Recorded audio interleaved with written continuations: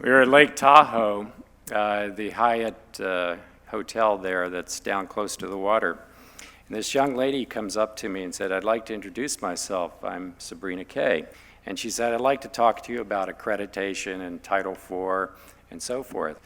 I thought, wow, I don't know whether I have 2 hours to explain the process. And as I talked to her, I learned something that was confirmed many times, hundreds of times over the last 25 years, and that is that Sabrina is always prepared. As I started to explain the process, she says, "Yeah, I understand that," and she got in this detailed discussion of it, and I realized there was not much I could add to the process.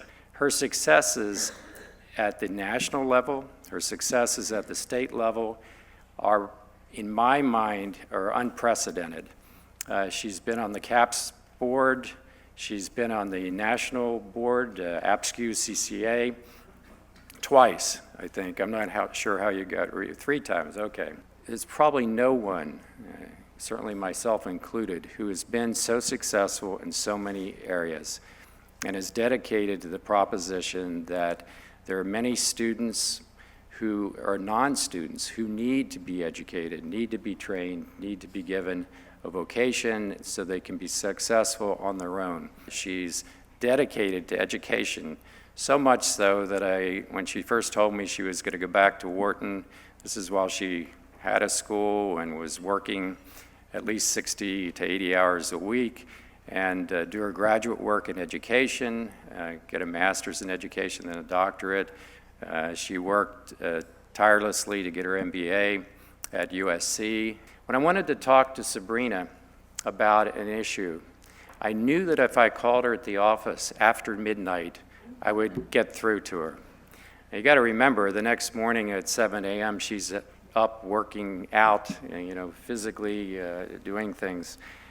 She's been a great friend of my family and my boys, my wife, and I consider her just a dear person. She's also a philanthropist, and I do know inside information, which I don't give, that she's given hundreds of thousands of dollars to assist this sector.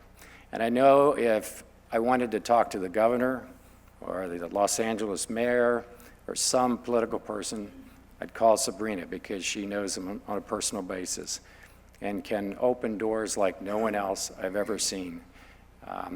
And looking out in this auditorium, I know many of you have been her close friends over the years, and probably her entry into the Hall of Fame is